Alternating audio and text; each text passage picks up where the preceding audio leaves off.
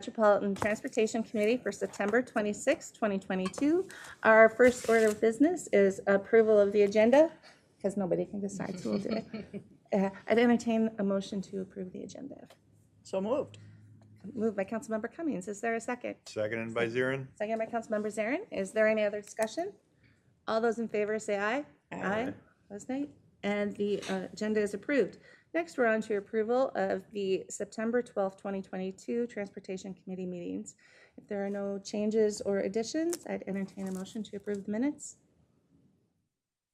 So moved. Moved Seconded by by Councilmember Zarin. Fredson, second by Councilmember Zarin. Is there any other discussion? All those in favor say aye. Aye. Opposed, nay, and the minutes are approved. And we move on to employee recognition and turn it over to Leslie. Thank you, Chair Barber, members of the committee. General Manager Koistra was unable to be here today, so I have the honor of being able to discuss our 4 bus maintenance technicians who are going to be recognized today.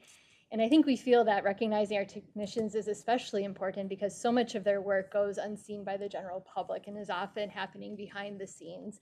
And yet it's so indispensable to the success of our system and really ensuring the reliability of our service. So it's really glad we could be here today, and thank you for the time. I'm actually going to hand it off to Bill Beck, who's going to introduce the people here to be recognized today. I hope Bill was aware he was going to do that. So if you could come forward and please introduce your technicians.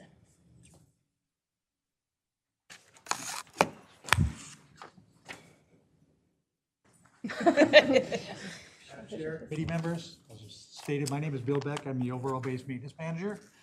And I'm here to introduce Mike Fredone, Paul Swanson, and Jacob Whitgren. Mike is a 38-year employee. Paul is a 28-year employee, and Jake is a 12-year employee. Together, their job duties are as fabricators in the overall base fabrication shop. They include designing, planning, welding, fabricating, manufacturing, all sorts of parts for vehicles and facilities. They work closely with most, if not all, Metro Transit departments. Each of these gentlemen are incredibly skilled, often starting with just an idea, seeing it in their mind's eye, and they can come up with a plan, identify the materials they need, and work through the project. Recently, so a couple things that they've done. Recently, they've been instrumental in building the brackets to reposition the farebox keyboard for the driver cockpit area. They were key in building and equipping the vaccine buses. And as we speak, they're working now to refurbish some of those, 2 of the vaccine buses. One is a maintenance training bus, and the other is an HR transportation marketing bus. They're also working with engineering facilities to build screens for the LRT stations, either to protect the glass or remove the glass completely. Their ingenuity, their initiative, attention to detail, and dedication to their craft is very much appreciated. And I want to thank them very much, and I'm glad that I was able to bring them up here and recognize them. Very good, thank you. Chair Barber, we have one more person to be recognized, but this person's going to be introduced by Steve Curry.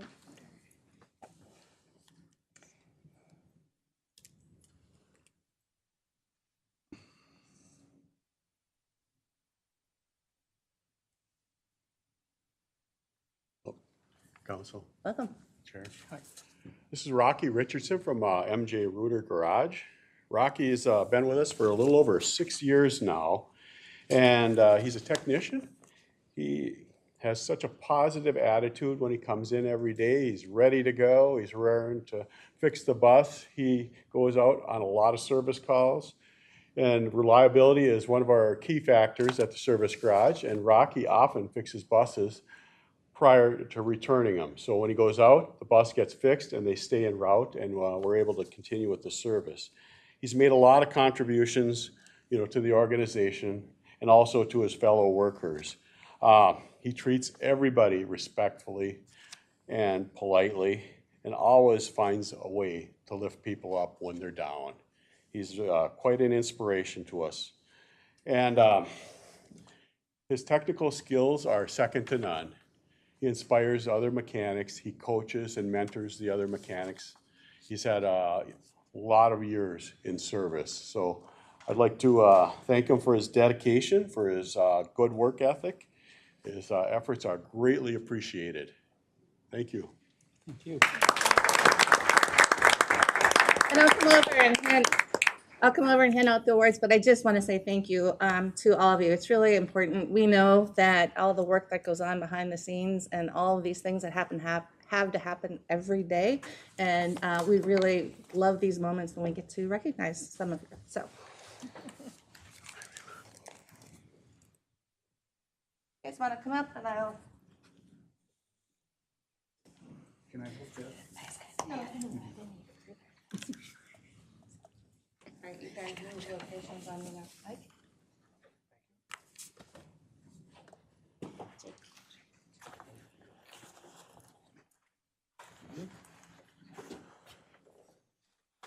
Thank you. Thank you so much. Thank you very much. Thank you.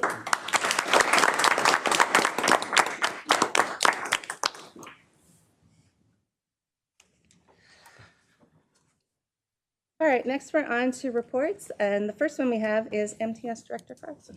Thank you, Madam Chair.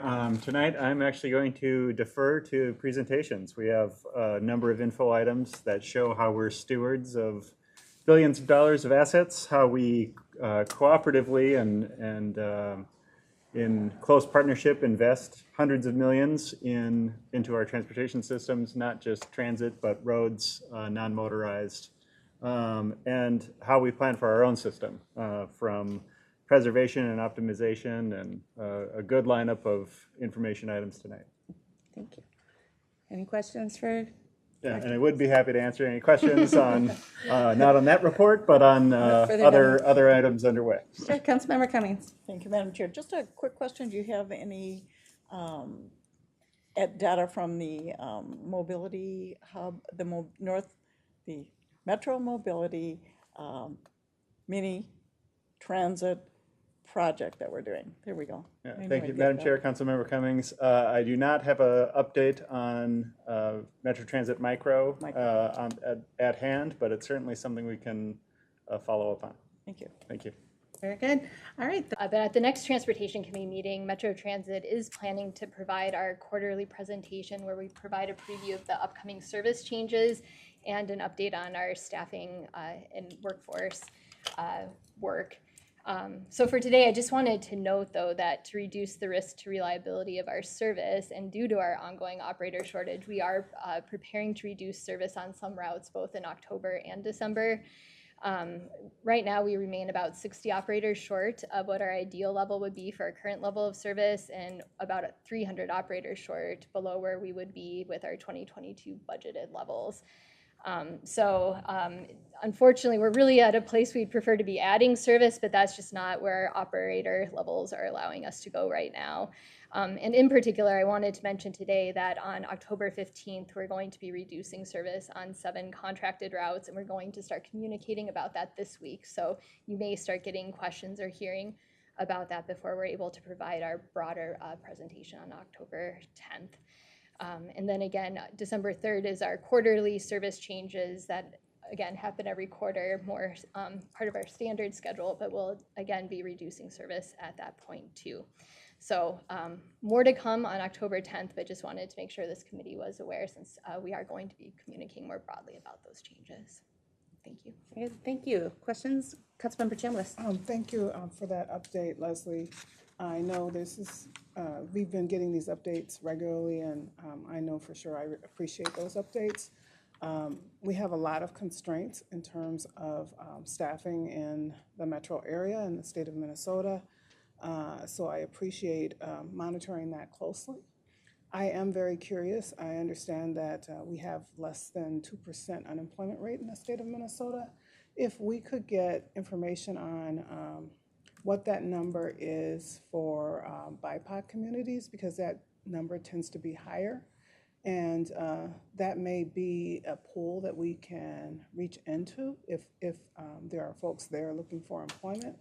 Also, I think it would also be helpful to know what the qualifications that we have for bus drivers currently, and maybe how if there's any flexibility on looking at those qualifications to see if we can attract drivers that have good backgrounds, safe backgrounds, that might have an opportunity that they didn't have before based on our current profile. Thank you. Yeah. Yeah, thanks. All right, additional questions?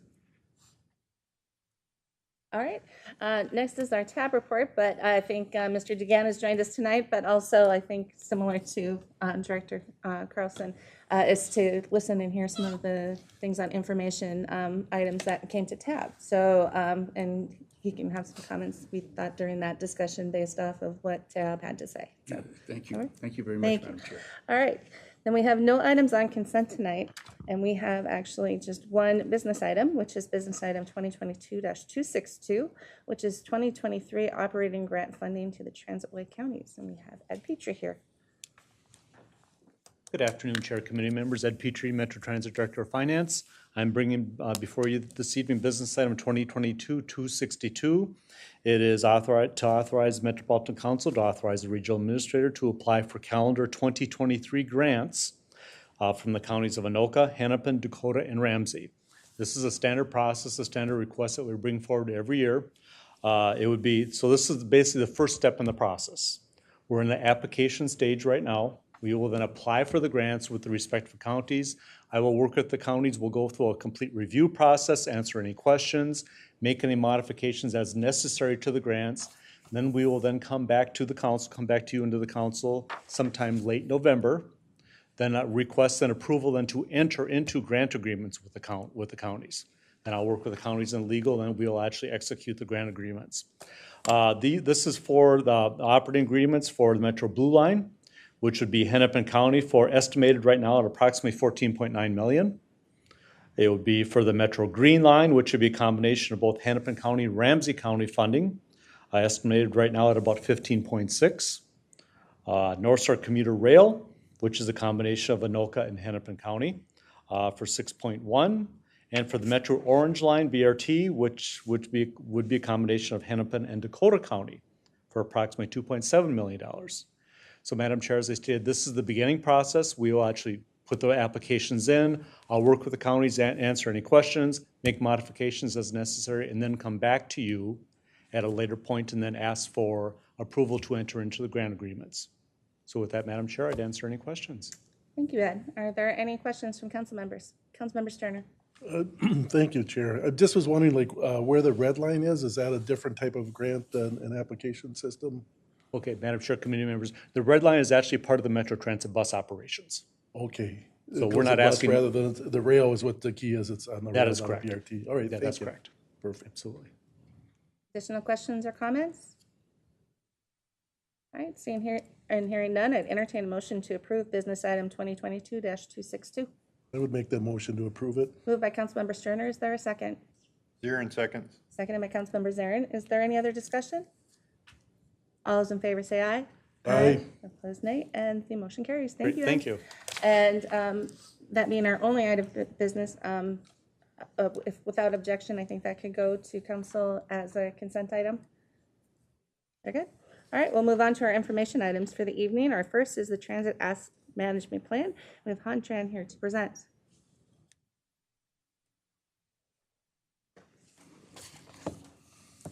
Good afternoon, Madam Chairs and everyone here. My name is Hahn Tran, and I'm going to present the Transit Asset Management Plan today. Talk about the overview of the Transit Asset Management Plan is also called a TAM plan. FDA require all recipient or the sub-recipient of the federal financial assistance under 49 U.S.C. Chapter 53 that own, operate, or manage capital assets used in the provision of public transportation must have a TAM plan. Failure to comply with this rule may put the grant funding at risk.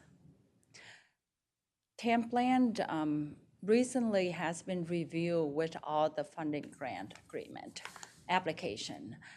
the goal line, when we apply for it, and they did ask for where is our TAM plan. TAM plan must include the assets inventory, the condition assessment of the inventory assets, and a prioritized investment list to improve the state of good repair of capital assets. TAM plan will have to achieve and maintain the state of good repair. TAM plan also should support planning, budgeting, and communicate to the internal and external stakeholder. A portion of the TAM plan is the data. The data will have to report to the National Transit Database. It's called NTD. And the TAM plans is reviewed during the triennial review. The Met Council have one TAM plan. The suburban provider, Southwest MVTA's Limit, can develop their own TAM plan, or they can join the group plan that's sponsored by the council. TAM plan requirement. The final rule was published in October 1st of 2016, and the first TAM plan was due in October 1st of 2018. And transit agency have to update their TAM plan in its entirety once every 4 years. There are two different tier of transit provider, Tier 1 and Tier 2. Our region have both Tier 1 and Tier 2. Met Council is Tier 1. MVTA also a Tier 1 non-rail operator. Southwest, Plymouth, and Maple Grove is a Tier 2 provider. And the definition of Tier 1 and Tier 2 is listed on the slide there. The Tier 2 obviously is a smaller provider, and Tier 1 is the rail operator or the bigger, the larger provider.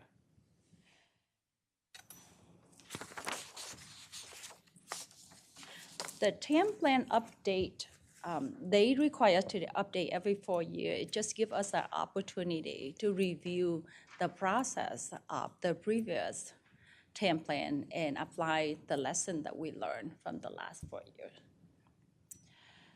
Here's a list of the 9 elements of the TAM plan requirement. The first 4 is required for both Tier 1 and Tier 2.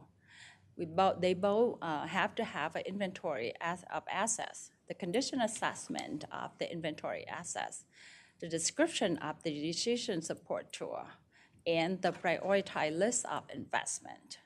The last 5 items is only applied for a Tier 1, a larger agency. So we are required to have a TAM and an HER policy, implementation strategy, the list of key annual activity, the identification of resource, and the evaluation plan.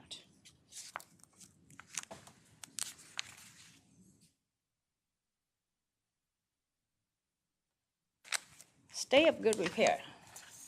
In 2016, the FTA published the final rule to define the terms, the state of good repair, and to establish the minimum federal requirement for transit assets management that will apply for all the recipient and sub-recipient of Chapter 53 fund that all operate and manage the public transportation capital assets.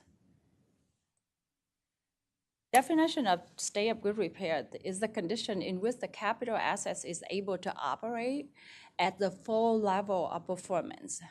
HER is important as a tracking tool for measuring the progress towards a better system. Capital assets is in the state of good repair when that asset is able to perform its desired function, does not pose a known unacceptable safety risk, and its life cycle investment has been met or recovered.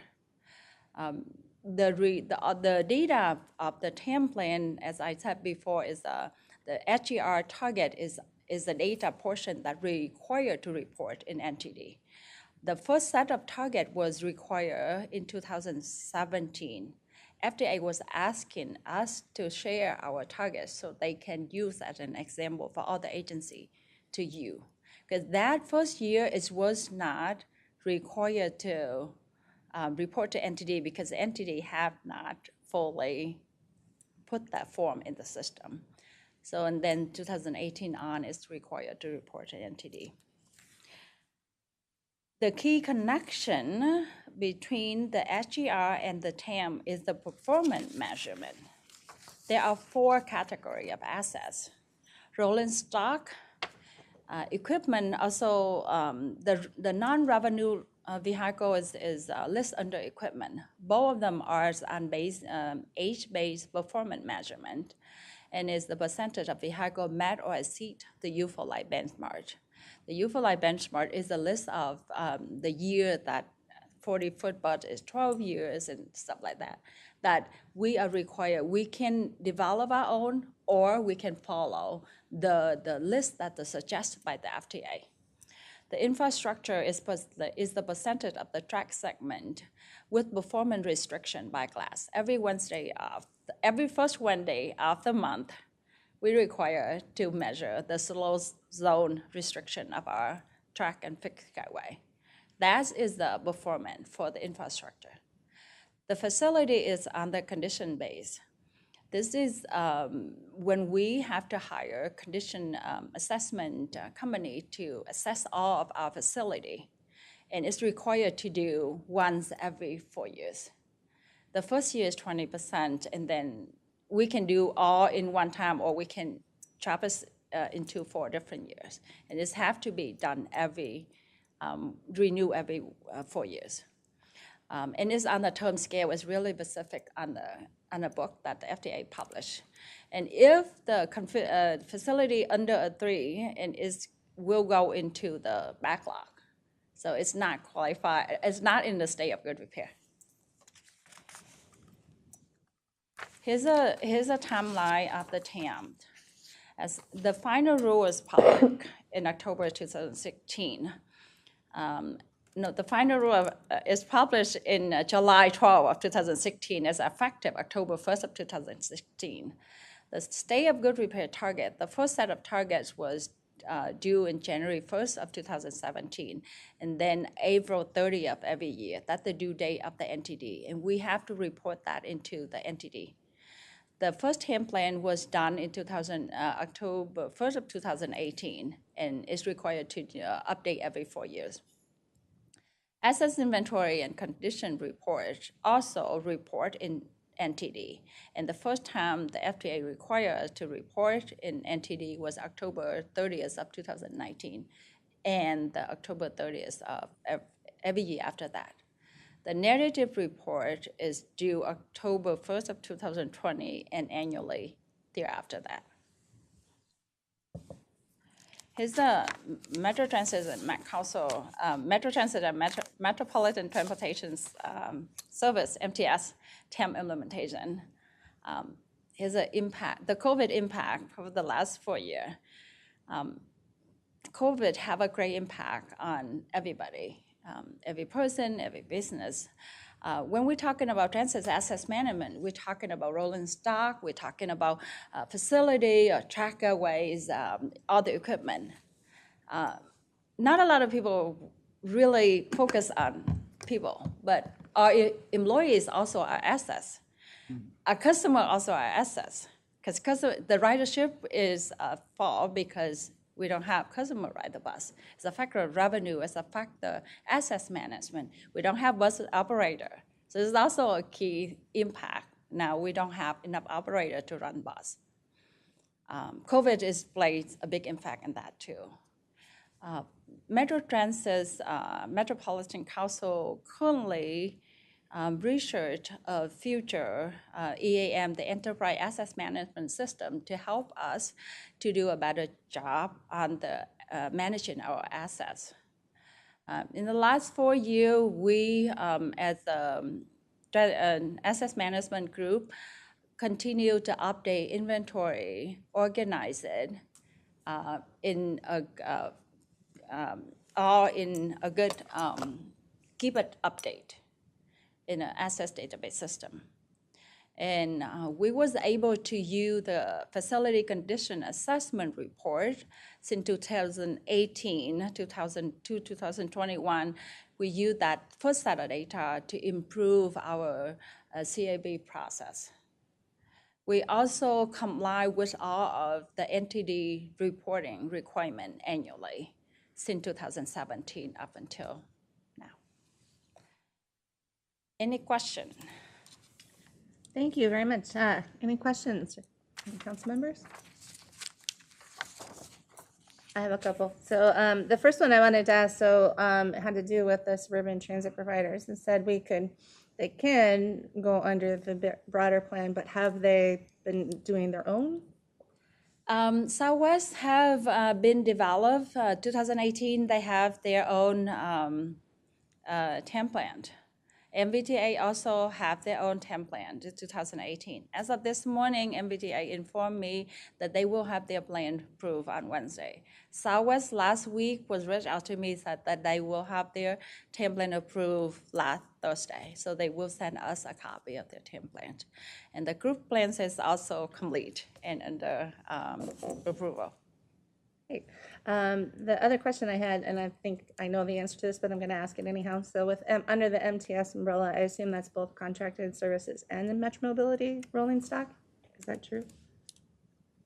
Madam Chair, the MTS service is a part of the Met Council plan. Yes, the contracted services also were described in the template, and the METMO also described in the template. All right, thank you.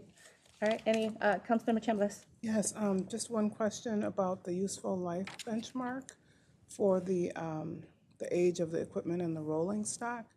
Are we using what the federal requirement is, or are we setting our own? We using based on the fleet replacement plan, the policy that has been adopted by the council. All right, any additional questions or comments? All right, thank you, appreciate it. Next, we're on to our next information item, which is the regional solicitation funding scenarios, and we have Steve Peterson.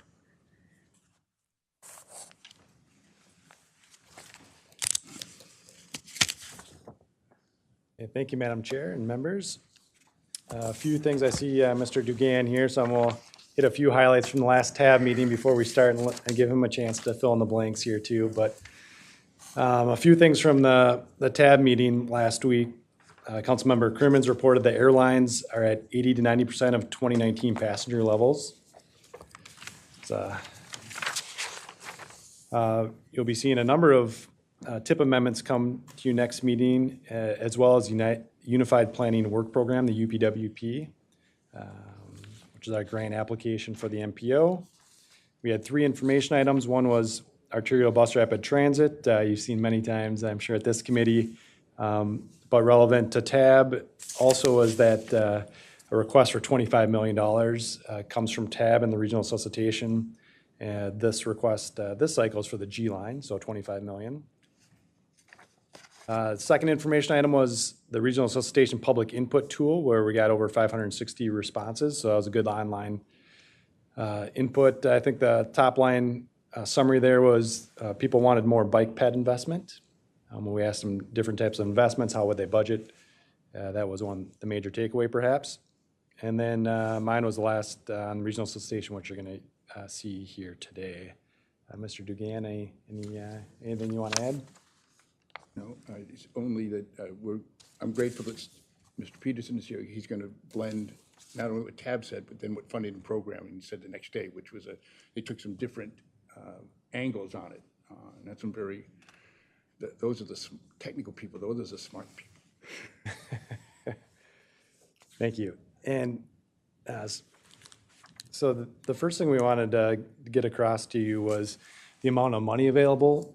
And so we have about with the last federal bill, we have about $100 million more than we did most cycles. So usually we're on $200 million per cycle. Now we have $300. So that's great news for all of our partners to get further down those lists. The demand continues to grow for projects, and so having $100 million more is great. There also were new funding sources, and one of the main reasons we're coming to you tonight is the Carbon Reduction Program is a new federal program that when it was signed last November. And we'll talk about what the eligible project types are there and get some input for you as to a path forward, both in the near term and midterm. So like we do every regional solicitation cycle, we put together a number of different scenarios for TAB to consider. We've put together two scenarios. One is what we're calling the midpoint. It's shown in your packet as the blue column of projects. Uses the midpoint of the modal funding ranges, and you can see what those percentages are on the screen based on the application that TAB and the council approved last year. So 55.5% of the money goes to roadways, 30% for transit, 14.5% for bicycle pedestrian. And then based on the number of applications that came in the door, as well as the public input tool we just talked about, we did develop a second scenario we're calling the bicycle pedestrian heavy. That's all the projects in orange. Responds to both the application demand and public input that we received that puts another $16 million towards bicycle pedestrian projects. And that's exactly how the money would shake out, and take that second scenario, take proportionally some from roadway projects and transit projects. Another new category, I guess I'll call it, is unique projects, and several members of the council are participating in that. The next scoring committee here is set. So we did ask for projects that did not fall kind of cleanly with the 12 or so categories we already have. There's other project types, and we saw a need for that. So council members and TAB members came up with a process to score and rank those projects. And we have 3 projects that were submitted for about the money that was available. And so they can make a decision or make a recommendation back to TAB as to funding 0, 1, 2, or 3 of those projects. So still ongoing there. Here's the overall schedule for the regional solicitation. We plan to come back to you next month on the 24th before the action items, and then eventually business items come back before you. Hoping to be in the Transportation Committee for concurrence at the end of November, November 28th. So I want to maybe pause there and see if people have questions on the solicitation. Then really the main question we wanted to get at was the carbon reduction program. So. Councilmember Fredson. Thanks, Chair. I'm curious to know if we're going to be able to point to specific projects and say, but for this additional investment, these projects wouldn't have been funded. And I'm trying to remember, in terms of the scoring, right? Does the award, is the award consistent with the scoring? And so therefore, these projects that are maybe a little bit further down that get funded, are we able to point to those and say, this got done because of the infrastructure bill? Yeah, thank you, Madam Chair and council members. So we had a similar request at TAB, and we will provide that on the tables to show kind of where the funding lines approximately would have been with 200 million compared to 300 million. So I think that's a great point, and something when we're done with this process, we can show people that, hey, you got these 20 or 30 more projects because of the new bill. So yeah. Thank you. Thank you. All right, additional questions or comments so far? Councilmember Cummings. Maybe you said this, is this additional $100 million anticipated to be ongoing, or is this one-time gift? Yeah, gift, yes. Madam Chair and council members, some of it will be potentially ongoing. Some of it is an increase of earlier money. So I guess to sum it up, it's about 20 to 25 million more per year. So the next regional solicitation cycle will probably have more in the lines of maybe 50 million more versus 100 million, just because it's an increase over 5 years that we're seeing right now. So we are getting a bigger bump right now. Yep. Thank you. All right, additional questions, comments? Councilmember Chambliss. Yes, can you remind us what some of the unique projects are that we've funded in the past or plan to fund? Oh, in the past, or? Yeah, or that we plan to fund? Yeah, so thank you, Madam Chair and council members. So that is buried deep in your packet, and let me pull that up. So we had three that were submitted. One for Move Minnesota called the True Impacts of Transportation Public Education Campaign. one from Metro Transit, Regional Mobility Hubs. One from the City of St. Paul was the third one, Electric Vehicle Spot Network Strategic Expansion. And so part of this unique project category came because the City of St. Paul applied originally a couple cycles ago for electric vehicle car sharing network that's now, as we saw in the news here, maybe within the last 6 months did launch. So they're now applying for an expansion of that initial investment. Councilman? Yes, it seems like you said, some of these, well, you said some of the funding might continue. Is it for any of these special projects, or, because it seems like the carbon reduction projects is something that would eventually fold into our regular operations versus special? I mean, it's important, but, I mean, are we always, or do we have to wait for our legislature to say that this was part of our regular operations?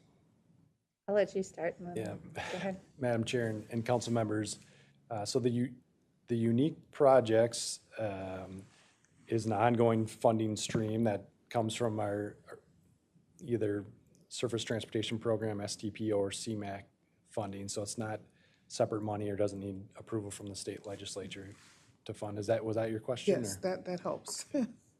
But it is up to TAB and the council if they want to continue funding unique projects. This was the first kind of call for projects. We only got 3, so maybe slightly disappointing in number, but sometimes it takes a cycle or 2 for people to kind of understand the program and what the council and TAB are looking for too. So, but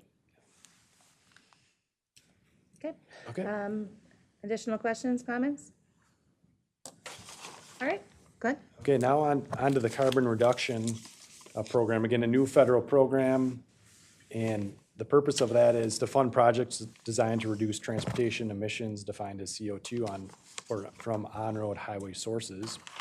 The eligibility is similar to CMAQ, Congestion Mitigation Air Quality Program, that we've had around for a long time.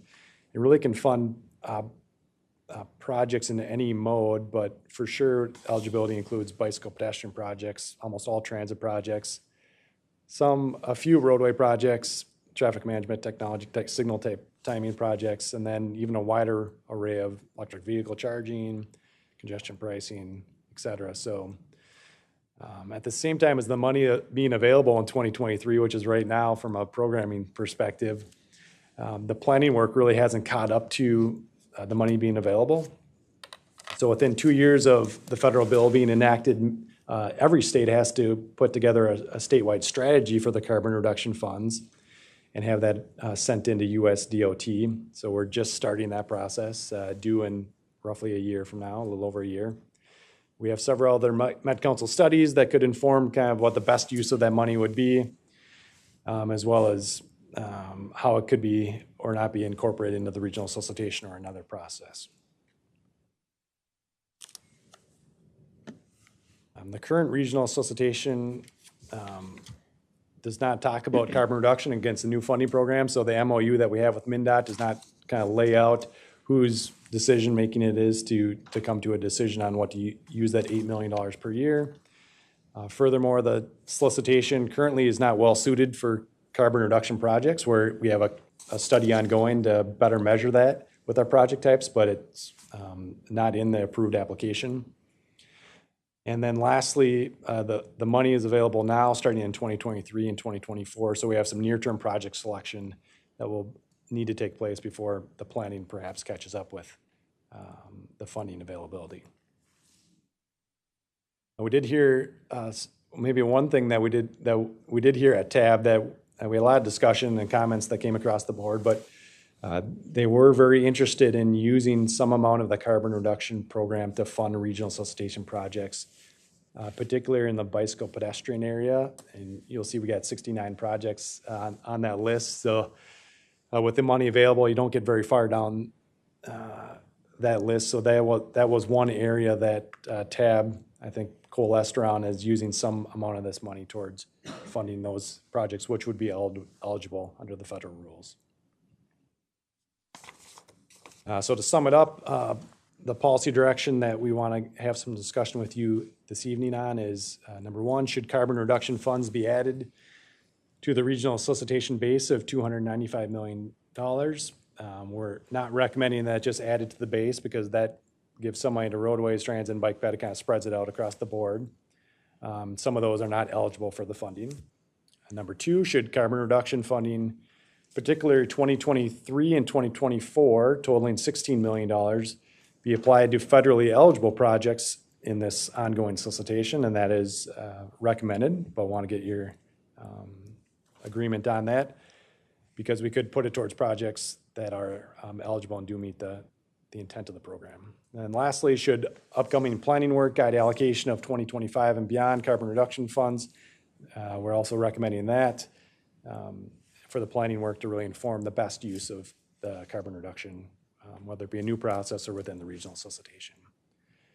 With that, Madam Chair, I think I'll turn it back to you. I gave you a lot of information, but we'll ask Director Carlson too if he wants to add in at any point too to Thank do you, so. Steve. Do you anything to add? Madam Chair, I'll just say that, this is a fairly complex topic, but also a really good opportunity in terms of available funds, ongoing planning work, and a moment in time where TAB is selecting projects and seeking the council's concurrence on it. So when we think about this, we're selecting projects that are primarily in 2026 and 2027 in the rest of the solicitation. So one approach could be to put all of the carbon funds into and select more solicitation projects. However, that would mean kind of preempting all the planning work, including the statewide planning that the feds are requiring and ongoing, in order to, so really we're kind of ignoring the purpose of this program if we directed all the funds now.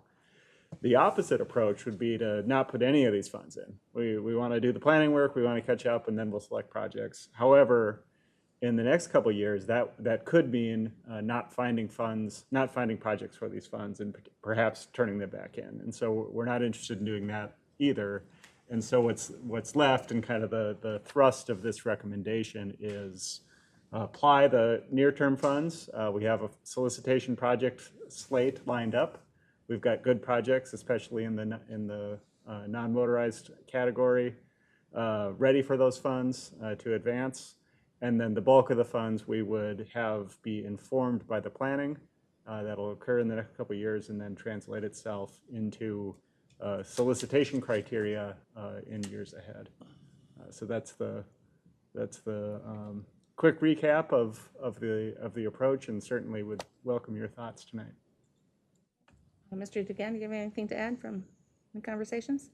No, it's been very well explained, I think. The policy discussion, will be very interesting, and of course, I know Tab would love your input on which way to go. As Mr. Carlson pointed out, use it now when it's not quite what we're supposed to do with it, or take the chance, plan, and forfeit funds. So it's kind of a dilemma right now. And I would say the general consensus, I think, at TAB was to look at the 2023-24 funds, find a way to incorporate that with some of the projects that we have, knowing that we didn't ask for the greenhouse gas kind of carbon measures in their applications, but with that, allow the planning to continue. So further out, it's better defined and people know what they're applying with this money in mind, but actually coming up with a solution for the short term is really the complexity right now, I think. So, so first, are there any questions? Councilmember Sturner, yep, and then I'll go. Okay, yeah, I just had a question. Thank you, Chair. Looks like all the funding, the projects at Hennepin and Ramsey County were getting more funding based on their population, while the other 5 counties were getting less on a consistent basis. Can you maybe tell me about the formula or why that is? Yeah, thank you, Madam Chair and council members. It's, yeah, we have quite a bit of data and it looks like you looked at it in the tables for how the money is distributed. And it's based on a competitive process, so there isn't a formula to distribute it. But one of, if you look back over the history of TAB, the last several cycles, one of the maybe last decisions or lenses that they put on is usually a geographic balance to make sure that funding is spread throughout the region, that everyone gets some level of investment. And I know that's, I'm guessing that will come up again this the cycle as well, but there is no formula that says this much should go to Hennepin or Washington or any county out there. It's a, competitive process, and certainly some people put, as you can see, a lot of applications in, some people put only a few in. All right, thank you. Yeah, and just another to follow up on that, like, for example, the last solicitation on roadway projects, all but Scott County had gotten some type of an award. And so that's what TAB decided to take one project that was the next line down to be able to do that and provide that balance.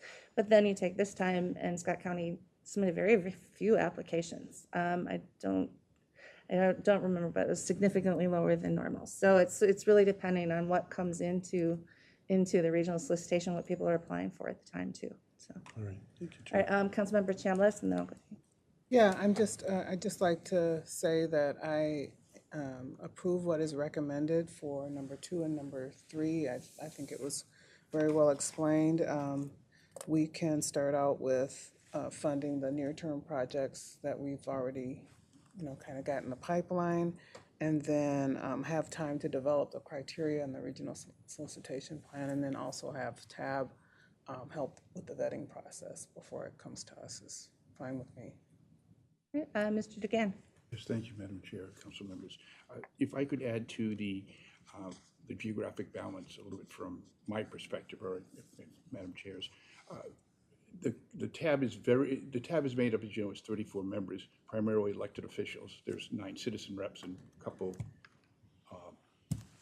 Modal reps. Yeah. Modal reps, bike, ped, bus.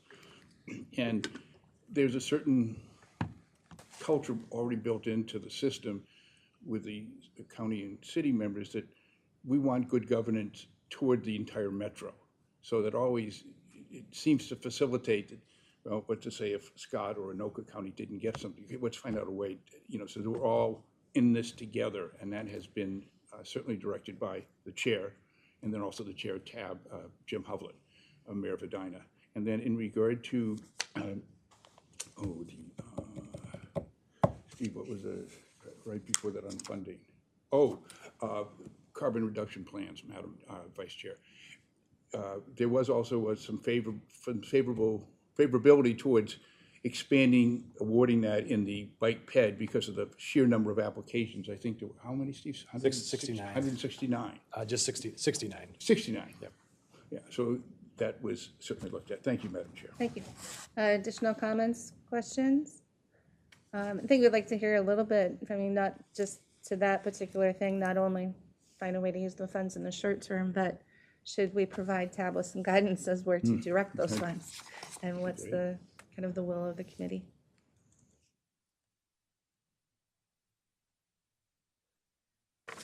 Councilmember Cummings. Chair.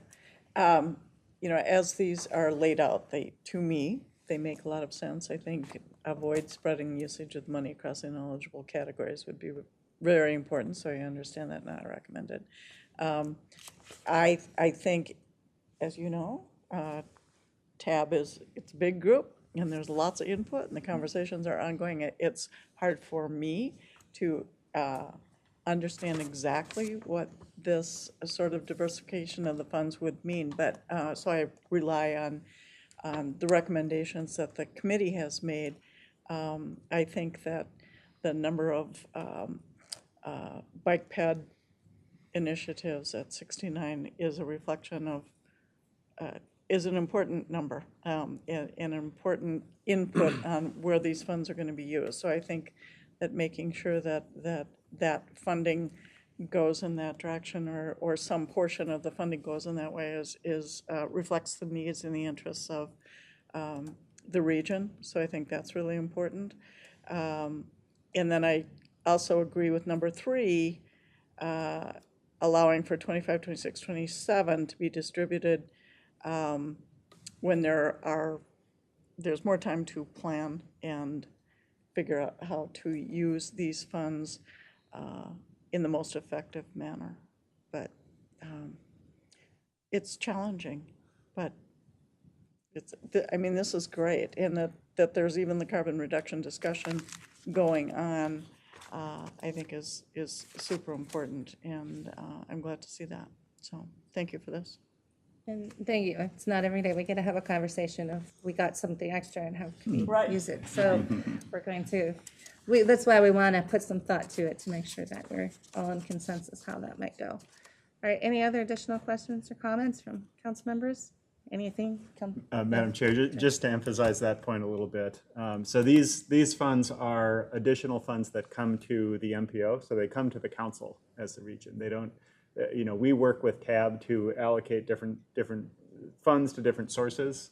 But I think it's important in this conversation to recognize that these are coming to the council, and the council is then directing the use of these funds. And I think it's possible to do that without a formal action to do so because of the nature of how we engage with TAB. But I think it is worth keeping in mind that this is really the council's direction to TAB in the use of these funds in the near term as we work to incorporate these funds into solicitation processes more directly down the road. That's helpful. Thank you. Yeah, thank you. All right, any other discussion? Councilmember Fredson? I would just, thank you, Chair. I just say it makes sense to me, and I think it's encouraging that all of these communities are seeking more resources for bike and ped projects. And, I think that even today, proposed projects are controversial and you watch city councils struggle to navigate the politics of them. So it just, I think, illustrates the strong support for more bike and ped projects. And ultimately, in terms of carbon reduction, getting people walking and rolling, is going to be a huge piece of it. So, thanks. Thank you. Anyone else? I saw your hand up, sorry. No. All right, so are you comfortable with sort of what you've heard and? Yeah, Madam Chair, so I believe the next steps, based on tonight, we would start bringing options for the carbon reduction. That will start next week at TAC. So then there'll be really 2 meetings of each group, and when we come back to this group on October 24th, we'll show you a variety of options, so you can kind of see, okay, what does that mean for projects? How far do we get down the list? And it'll become a little more maybe tangible. I would just request that, similar as Councilmember Fredson mentioned with the infrastructure bill, to have a way to highlight the projects that were added with this money. I think that would be helpful. Great idea. And moreover, Madam Chair, we might also even have TAB select them as a separate action, so that it's clear that it's separate from the base solicitation with the project selection. That will make it clear. All right, anything else? All right, thank you, Steve. All right, on to our last information item. It's the 2023 to 2028 CIP presentation, and we have Nick Thompson, Ed Petrie, and Nick Hendrickson here.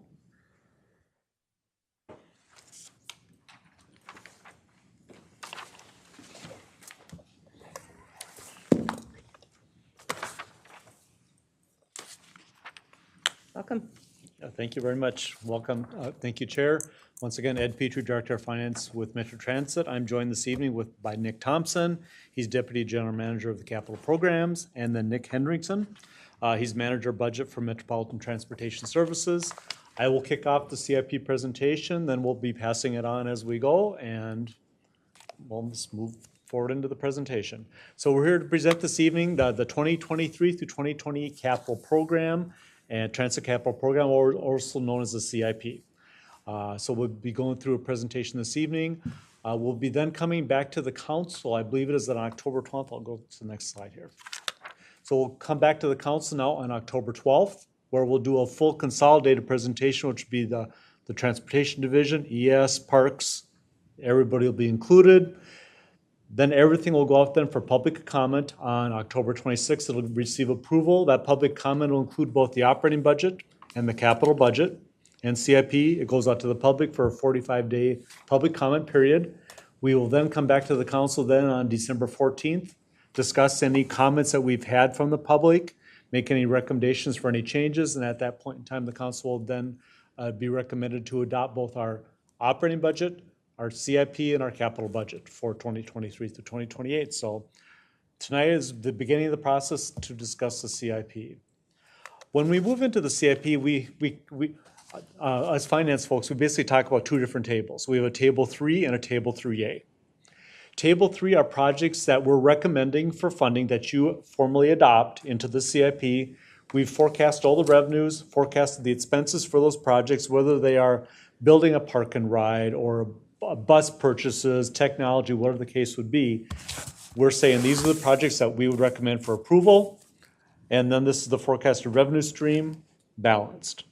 Because one of the important things is we have to adopt a balanced CIP. We also then have a table that we call Table 3A, which are projects that have merit, very important projects to the region, but projects that at this point in time, we do not have an identified funding source for. A lot of that is like, for example, with the zero emission bus plan, we do have some zero emission buses in the proposed CIP, but then if we were to spend out the full plan, that's quite a few millions of dollars. That is down in Table 3A. Also, like all the various BRT projects, whether it's the F line, the G line, the H line, right down the line, we have some dollars that we'll talk about this evening up in the Table 3 for planning and those types of things, but then the balance of the construction is down in Table 3A. So once again, we'll have two tables, Table 3, which is we'll recommend for adoption by the council in December, and then we will then include in the budget document, though, a Table 3A, which identifies projects that have merit, that we have no funding source identified as at this point in time. Nick? So the capital improvement program is in essence, it's a series of projects. And tonight you'll hear some overview of where the sources of funds are, how we're allocating those. But we have heard in the past too, is like, how do you make decisions that go into the CIP? And so just highlighting some of the areas that we, as we were coming out of the pandemic last year, we started to talk about how we're moving forward with a better and stronger system. And that's where some of the decision making went into what projects are in there. So we are looking to the future in the CIP over the next 5 or 6 years. We're in the middle of building that network of projects. So we have the green line, blue line, gold line, purple line. Some of our ABRTs are both fully funded within this CIP and some are within Table 3A. We have investments here that focus on our existing system, making it more reliable and faster service. This can be investments in our current transitways, like our investment in the blue line that we have going on today. And also our fleet. A lot of the CIP is our fleet and overhaul and maintenance of that fleet in state of good repair. And we are starting to have an aging bridge infrastructure that is supporting our transitway, so some investment there. There's a lot of investment in improving what we're providing to the customers and the customer experience. That can be, we fully intend to replace our fare collection system within this timeframe, so a big investment there. But also just our basic customer information systems. We have variable message signs out there that have reached their end of their life, and we want to make sure that we're investing in them and keeping them in a state of good repair. Our existing facilities also get major improvements to keep them in state of good repair.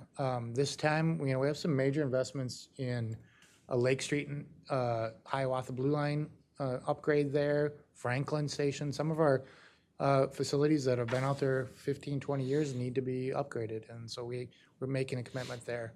Safety has been our key priority. So more lighting, more cameras, more emergency call systems throughout our network, both on our transitways and then maintaining those that are out there already. We definitely want to invest in our workplace and where our employees work too. So we have a program of investments in our existing customer support facilities. These can be locker rooms, break space, other space to really where people work and come to work. We want it to be a good environment for them, including this facility itself, this building that we're in, the Haywood campus. It's built in the 80s. It needs a lot of work, and so that's in this CIP to do some major renovations to this building.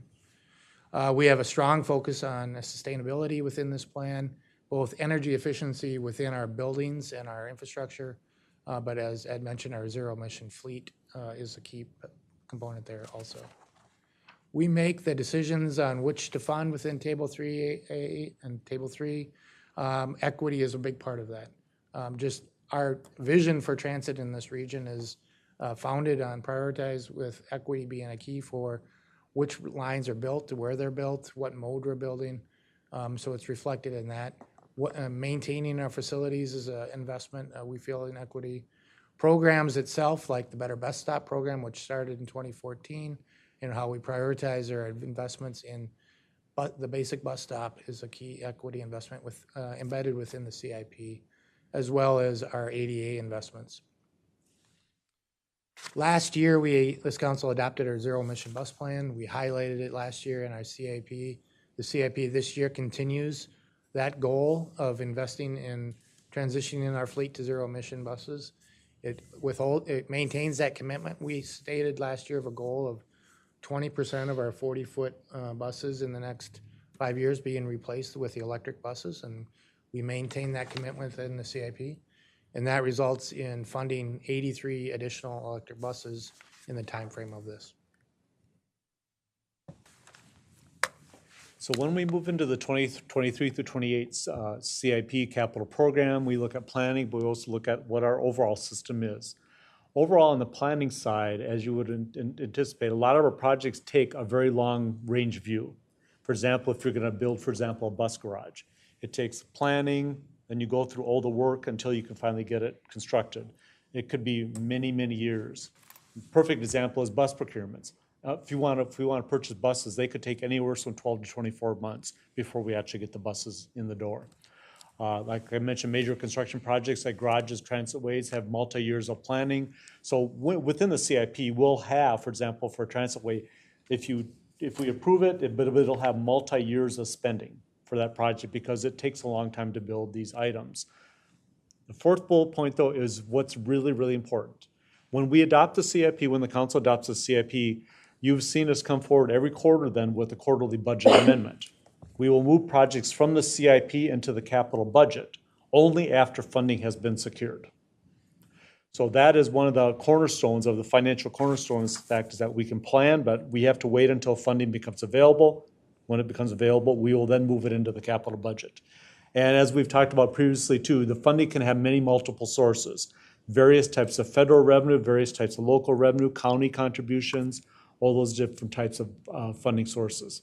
System size, we have over 1,000 regular route contracted buses. One of the things that Nick is going to talk about this evening is Metromobility. As we've talked about historically, Metromobility is significantly growing. They'll grow from about just over 600 buses to just under 900 buses during this CIP plan. Suburban providers have about 338 buses. Our plan includes over 1,100 customer shelters, 16 support facilities, 41 rail platforms, and 61 parking structures and parking lots.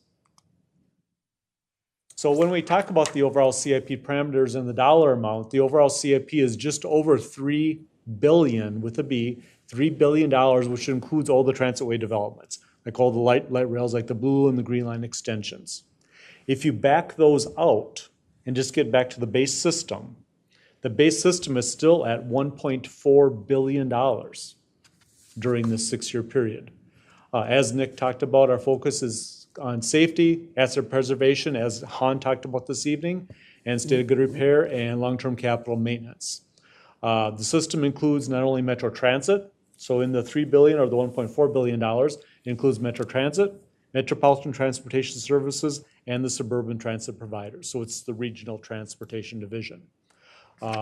And we're also, as we're working on the CIP, we're reviewing the travel behavior changes that we're seeing as we're coming out of COVID. Because one of the things that we're seeing is that customers' travel patterns are changing. They're not working 5 days a week in downtown Minneapolis. They're doing telework and those types of arrangements. So we're trying to be reactive in our CIP with what our capital needs are with what we're seeing with travel behavior.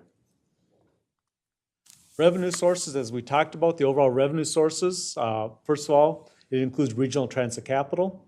As you are aware, that we go to the legislature every 2 years and get authority from the legislature so we can issue regional transit capital bonds. Those bonds are backed by real estate taxes. We have to get that authority, though, from the legislature. Those funds are necessary because with the federal dollars, when we receive the federal dollars every year in from the federal government, they require a local match. Generally, those dollars are spent on an 80-20 split, 80% federal, 20% local. Local could be regional transit capital, it could be state money, it could be county funds.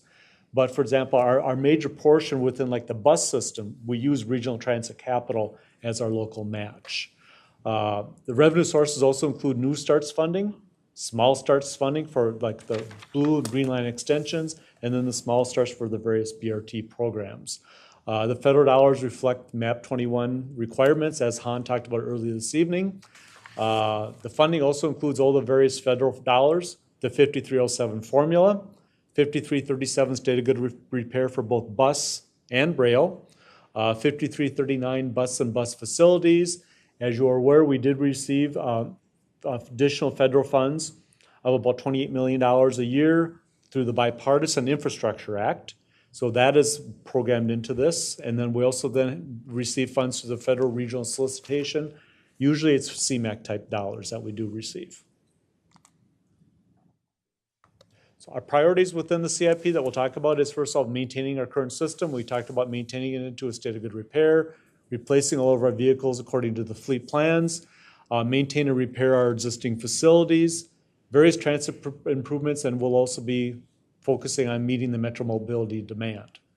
On the building of the transitways and expanding the items that are included in there that include, as we talked about, the Metro Green Line extension, the completion of that project, the building of the Metro Blue Line extension, various bus rapid and ABRT transit programs.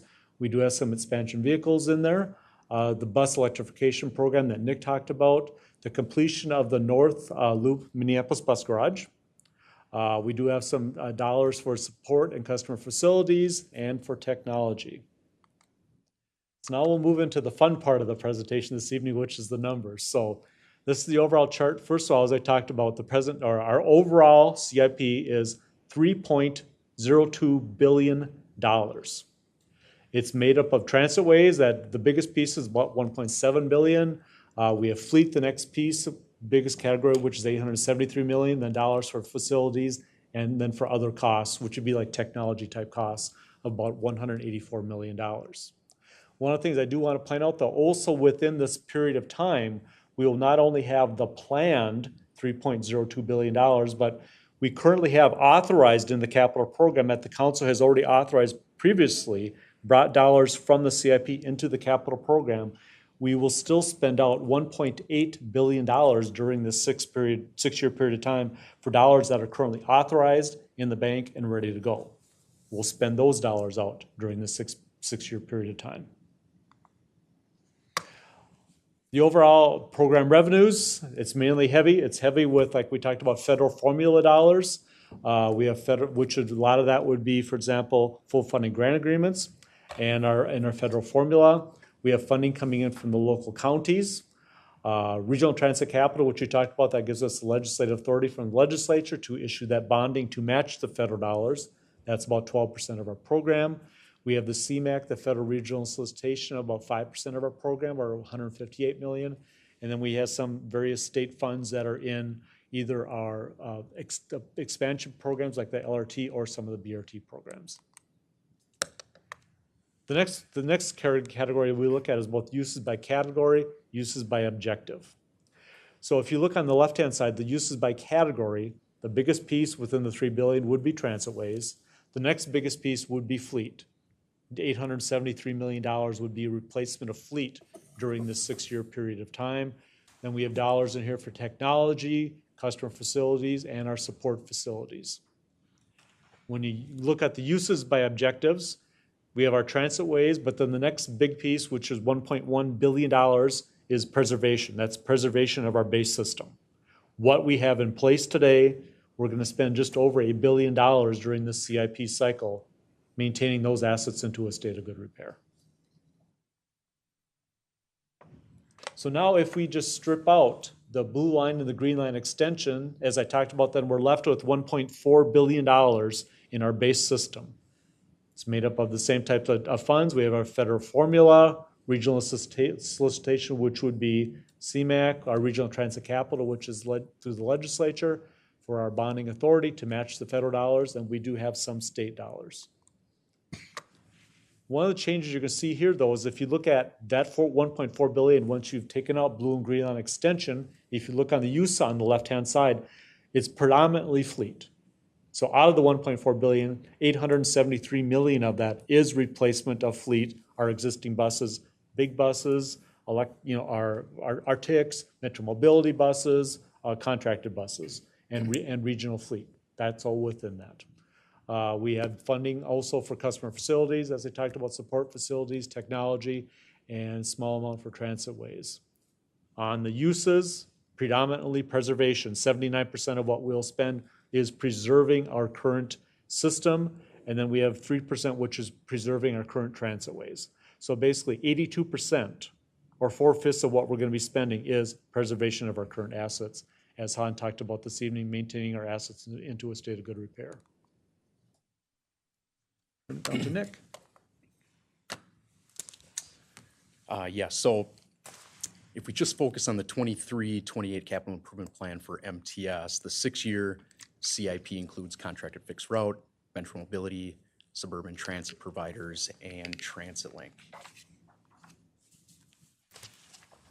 So the 6-year CIP for MTS is just over $456 million, and almost 80%, or $364.8 million, of the CIP supports maintaining the current system. For the sources of funding, we fund our preservation needs mainly through a combination of federal formula earnings and regional transit capital bonds. We do have a small amount for federal regional solicitation funding that we plan to use for a fare box replacement project.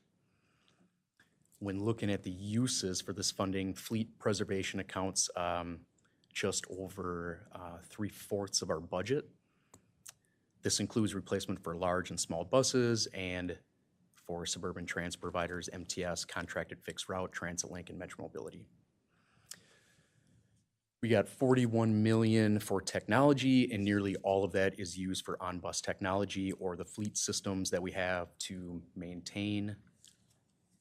$33.2 million in the other categories for suburban transit providers, federal formula earnings that they program based on their own local priorities. And we also have $6 million in facilities, which is additional suburban transit provider capital requests.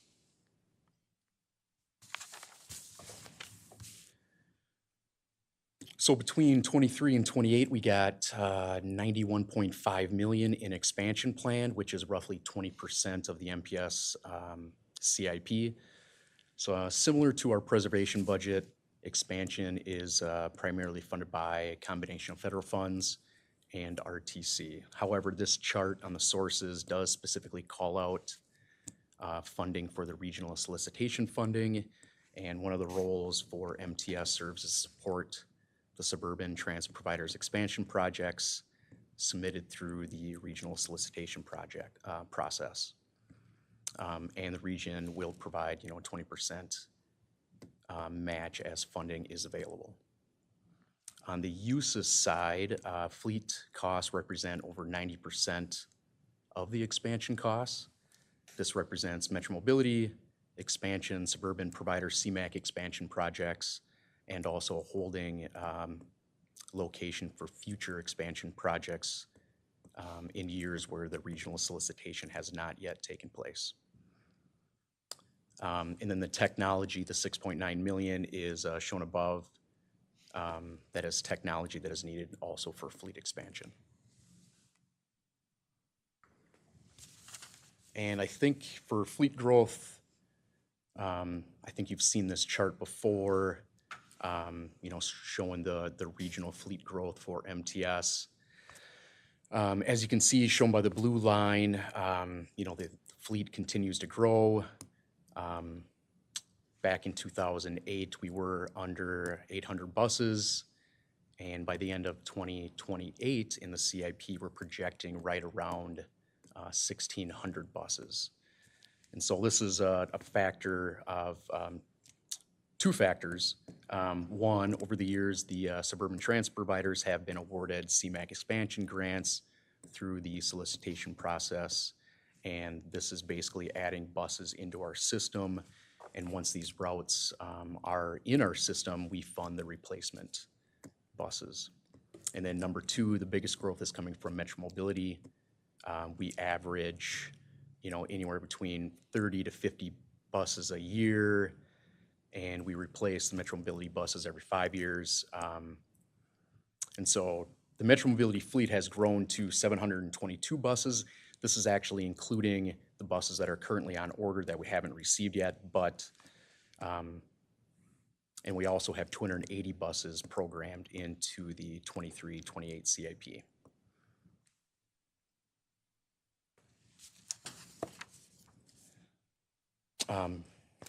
As a reminder, the Metro Mobility forecasted funding starts in state fiscal year 2026.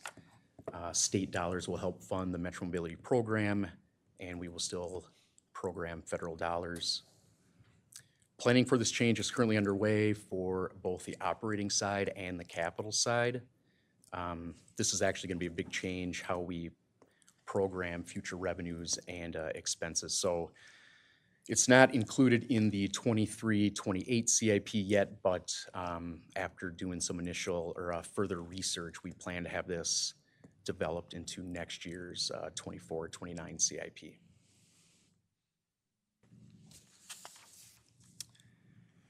And also in the MTS CIP, we do include the suburban transit providers. We currently have over 131 programmed for the suburban providers. We replace 100% of their fleet, and we have currently 113 million programmed for fleet replacement.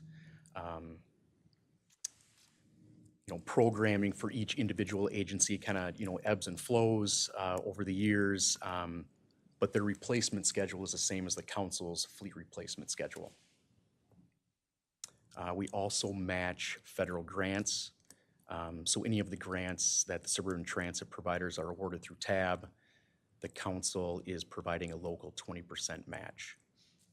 There's also federal competitive programs that suburban transit providers apply for, and oftentimes we provide the 20% match on those as well. Additionally, we have 33 million programmed for the suburban transit providers in federal formula earnings. So every year, all the providers in the region enter statistical data about their service, and then it comes out, kind of a formula. And what the council does is basically keep the federal dollars and then provide non-federal funding in lieu of the federal dollars to make the process easier for the suburban transit providers. And then they program those dollars based on local priorities, and we pass those funds to them via grant agreements. So of the $456 million CIP, $131 million is programmed for the suburban transit providers, plus their additional federal formula earnings. And with that, I can turn it back to Ed. Okay, moving on, Chair Committee members. For the Metro Transit portion of the CIP, it includes the Metro Transit, the large bus, the Metro Blue, the existing Metro Blue and Green lines, North Star Commuter Rail, our Metro Blue and Green extension programs, the arterial bus rapid transit, the BE, F, G, and H lines, as you can see, and then the BRT lines, which would include both the gold and the purple. So that is the Metro Transit portion of the CIP. Overall, on the 23 through 28 period, we have just over $783 million of the proposed CIP is for Metro Transit preservation. Mainly as consistent with what Nick's presentation also showed, for federal formula and federal regional solicitation makes up about 76% of it, with 24% of it being the local match, which would be RTC and state. On the use side, mainly it's predominated by fleet. 64% of our spend will be on fleet. And then we have facilities, technology, and then other costs, which would include, for example, the new fare collection system that we have budgeted. We plan to replace just over 340 buses during this period of time, which would include a combination of standards, articulated buses, some electric buses, and some coach buses. Working on support facility repair, energy enhancements for our support facilities, public facilities repairs, focus on ADA facilities, ADA repairs, and also signage improvements, and as I talked about, some technology updates. But overall, the preservation for Metro Transit is just over $783 million. On the expansion, it's just over $53 million. Same combination of federal and RTC match. Predominated, this one is mainly spending on the facilities. This includes both the Green Line own OMF facility in St. Paul, the expansion of that facility, and also some expansion of some tail track with North Star. So basically, it's adding additional tail track before you come from the building to get onto the BNSF line. So it's building that tail track on. We also have some small amounts in there for fleet and for technology, and with a focus on, once again, bus and rail infrastructure, non-rev equipment, and improvements to customers' facilities and support facilities. But our expansion is about $53 million. The big piece of the Metro Transit portion is about $1.7 billion, as we've previously talked about. That is the dollars that we're spending on the transitways. You can see it's a combination of the various funds, which is federal formula, we have regional solicitation, we have local money, county funds in there, and state monies. But where we're going to spend the $1.7 billion is the Metro Blue Line extension. So one of the things I want to point out here is you'll look at these numbers and you're like, well, I thought the projects were bigger than this. Well, this is focusing on the proposed CIP during this 6-year period of time.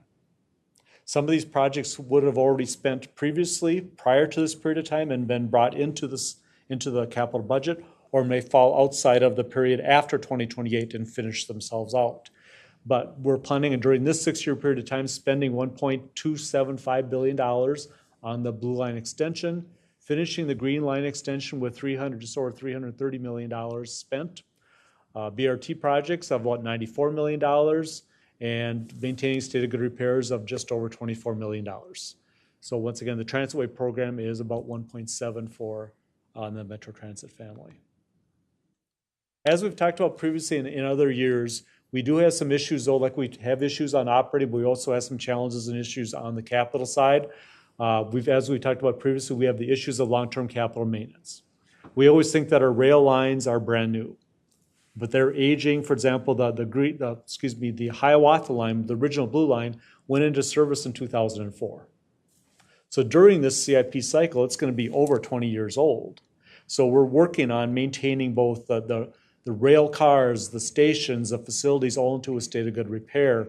And that's one of the things that we're working on, and basically forecasting that out many, many years as we're bringing all these lines on to identify what our ongoing maintenance needs are going to be. As we talked about, we do have unfunded BRTs portions within the CIP down in Table 3A. We have funded what we know for funding, existing funding today, that's up in Table 3, and also then some placeholder dollars so they can begin some of their preliminary work on the lines. But the balance of the construction of a lot of the BRTs is down in 3A. As Nick talked about, we have the zero emission bus program, both in Table 3 and Table 3A. We're focusing, though, to maintain our overall CIP to match the MAP 21 requirements, maintaining our assets into a state of good repair in concert with the Transit Asset Management Plan. And then, as Nick talked about then too, we have the Metro Mobility growth and the future transition to a forecasted program. You will see a lot of that discussion coming in next year's 24 then to 29 CIP. And with that, Chair and committee members, that concludes our presentation. As I said, we will be back on October 12th at the full council, along with environmental services, parks, etc., and do another presentation of the CIP, but we're open for any questions that you may have. All right, thank you, gentlemen. Any questions from council members? Councilmember Cummings. Thank you, Madam Chair. I have a couple of questions. I'm wondering, you said that you use the child behavior analysis and changes in the workforce demand and how that impacts and so forth. How can you factor in the staff shortages that we have, both as operators and the behind-the-scenes people that are so important to maintaining our system? So first of all, how do you factor that in? Okay, Chair, committee members, great question. One of the things that we're actually doing, I'm working with Adam Harrington in Service Development and with Brian Funk from Transportation. We're actually looking at, one of the things that we actually had to do for the FTA is actually look at our bus replacement spare factor plan for bus replacements. With that, we're actually factoring in and actually looking at, we would like to be at 100% levels of service, provided we had the number of operators to run 100% of our buses. We know we don't. We know we're in the 75% plus range today. So we're actually forecasting out our buses, our bus replacements based upon that, and forecasting it forward to when we think as operators will increase, hopefully increase, we can start bringing more and more service back, which will then require us to buy more buses. But that's one of the reasons why you only saw, for example, 340 buses in the CIP. Last year, if you look at the same presentation, it was around 450 buses. So we've gone down in the number of buses that we're going to have to replace during this period of time because we don't have the operators, we can't run the service. Thank you, that's useful. And then is the scheduled replacement, is that based on age or miles or both? Because I would think also in addition to the shortage and our cutting back on routes, that COVID and our non-operating idled so many, was that I understand the number decrease versus what we would have seen a year ago, but is it dramatically different that we were able to stretch out the useful life of the buses that we do have because they weren't used? Chair, committee member, great question. So basically, right now, when we purchase a bus, well, let's just go historically. Okay. When we purchase a bus, we depreciate that bus over 12 years. That's the agreement with the federal government. That's the federal guidelines, is a 12-year bus. Coach is 14-year bus, a Metro Mobility bus is 5 years. So those are the federal guidelines. That's the guidelines the council follows. Those are minimum guidelines, though. So one of the things, historically, when we were running Metro Transfer, for example, we were running 775 buses a day, we would burn those buses out after 12 years, replace them, buy new ones. What we're finding today, though, is the perfect example what you're stating is the fact is that we're not running the buses as many miles. So that 12-year bus that we historically had, for depreciation guidelines, the agreement with the federal government, we will still continue to depreciate it over the 12 years. But we may choose to run that bus, which we are doing within the 6-year period, may run that bus 13, 14 years because even though it's depreciated out per the federal guidelines, it still hasn't run as many miles of service as what you would anticipate under a normal 12-year bus. So it still has, let's say, life left in it, so we can run that bus 13 and 14 years, which has contributed to us not having to buy as many buses during the CIP period, which then allowed us then to put other dollars into investments, whether it's fare collection or those types of items. So yeah, it's a tough balance that we're in right now. Yes, that's really helpful. Thank you for that. Thank you very much. Good question. Madam Chair, members, following up, I mean, this reduction in bus replacement is in a sense, is one opportunity that's come out of COVID that is allowing us to invest some major investments in things that we've wanted to, like the fare replacement. That's a big ticket, one-time cost. 35 million. That we would not have been able to get to. So there, it's one silver lining, and it's hard to find silver linings in it, but we don't have any replacement buses next year. That frees up that capital, and we're going to invest that in other priorities. So it's allowing us. There is some good that's come out of that one. Hey, Councilmember Fredson. Thanks, Chair. So I know the Riverview corridor is like Riverview project is years out. I shouldn't be alarmed that I'm not seeing Riverview in the capital plan even through 2028. Madam Chair, Councilmember, yes, that's correct. That is still a county-led project, has not received any capital funding yet. As soon as there's a funding path and it gets within a CIP cycle, we'll be adding that in. And that has been the pattern we followed with all our transitways. So it's just not ripe yet in terms of this process. Thanks. Okay, additional questions, comments? Councilmember Sterner. Well, hi, thanks. Just kind of going back to the bus and transportation, but like with electric buses usually require less technology over time with it. So I'm wondering if that's going to help a little bit. And on the other side, I'm seeing the Metropolitan Transportation where we're going a lot more, buses. And do we see that either changing or other ways we can plateau that a little bit, or just between an aging population and things like that are going to continue to make this escalate as we go forward? Madam Chair, Councilmember, I'll take the electric bus portion of that. I think that it's still an unknown how that will change our maintenance needs for buses and the life of the electric bus. And so for now, we're not recognizing savings yet from it, but it doesn't mean they won't occur. It's just too early in our learnings of operating electric buses to know how we should change our capital programming around their maintenance needs or replacement needs. But that's clearly one of the benefits we hope to achieve. Yeah, Madam Chair. The slide that I had shown was for for MTS. And the main driver was basically Metro Mobility. And so the reason why we keep, going up in that chart is mainly due to, ridership demand and meeting, state and federal mandates.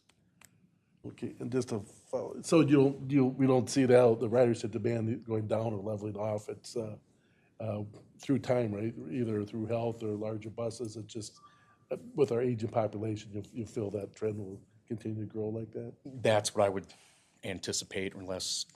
Yeah, Madam Chair, Councilmember Sterner, I'd say absolutely. We're seeing demand rebound, and then the long-term projection, I think absolutely that it puts us back on that growth trajectory.